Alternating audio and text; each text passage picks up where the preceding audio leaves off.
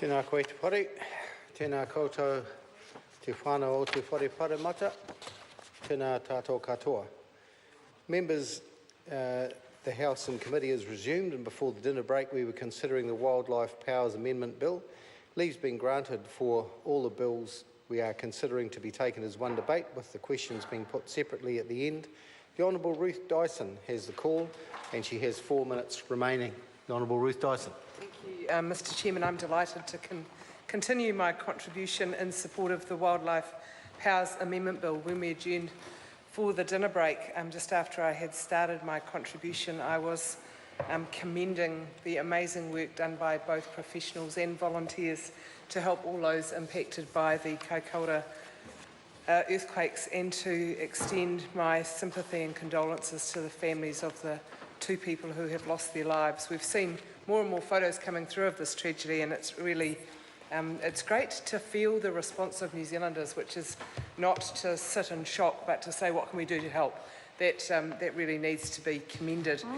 This bill has been substantially improved by the work of the Select Committee, and I want to commend the chairperson of the committee, who's gazing longingly at the swaying.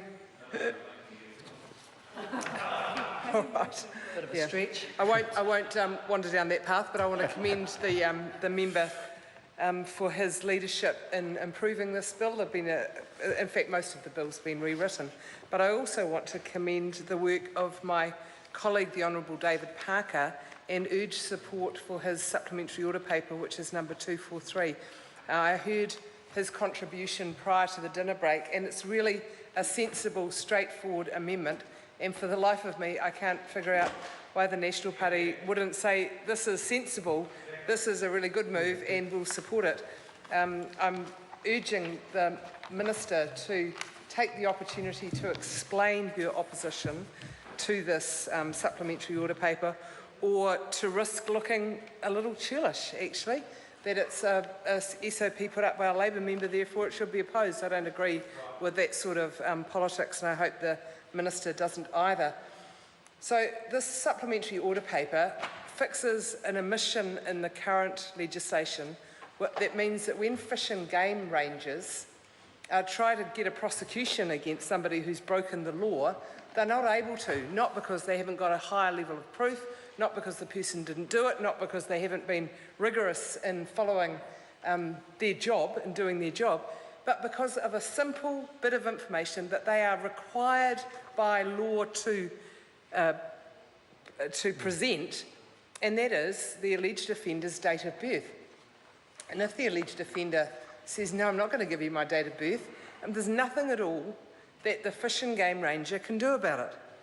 So the prosecution lapses. People who are breaking the law, who are doing the very sorts of things that this bill wants to make harsher in terms of prosecution against those offences, those prosecutions lapse because of a foolish omission in the law made years and years and years ago, which require the fish and game rangers to present the alleged offender's date of birth. That's what the supplementary order paper hopes to fix. It just takes out that provision, which, as I say, is stopping prosecutions. David Parker sat on the Select Committee. Scott Simpson will, I know, support my view that he's a very hard-working and diligent member and would have taken a lot of time looking at the detail of this legislation. And I'm sure that Scott Simpson, actually, amongst other members of the National Party who would have sat on this committee and heard the evidence, would be supportive of David Parker's legislation, SOP, as well. So the primary purpose of this bill is to give greater powers to the full-time dock rangers. I think that's a very good thing. We all care about our environment. We care about the species that are endangered, particularly, Mr Chairman. The Honourable Ruth Dyson. And of course, where the law has not kept up with the passage of time, and where the powers of the rangers are too weak or the prosecution levels are too high, then of course we would support improving it, and that's what this bill does. So there's the ability for the rangers to seize a wider range of evidence. There's the power to stop a person. Currently, the dock rangers don't have that. they can temporarily stop somebody who they suspect of causing an offence, and they can do an investigation while at the same time being allowed to stop that person. They can seize evidence, which they haven't been allowed to up till now, so it might be laptops, it might be cameras, it might be mobile phones, something that they believe has evidence that would aid the prosecution, and it would have powers of arrest. So we support these measures. I am anxious that the Department of Conservation is yet again being asked to perform more work, and yet again have seen a budget with less money in. In 2009, we had 803 dock rangers in New Zealand. Today we have 637.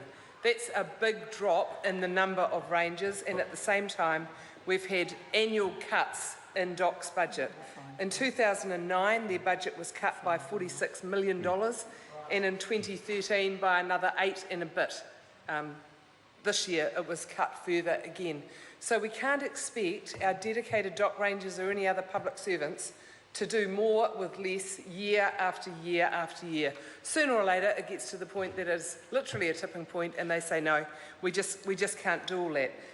This is important work that we want them to do, and this is important work that I think every party in Parliament is going to support being progressed, giving our rangers, the dock rangers and the fish and game rangers, greater power.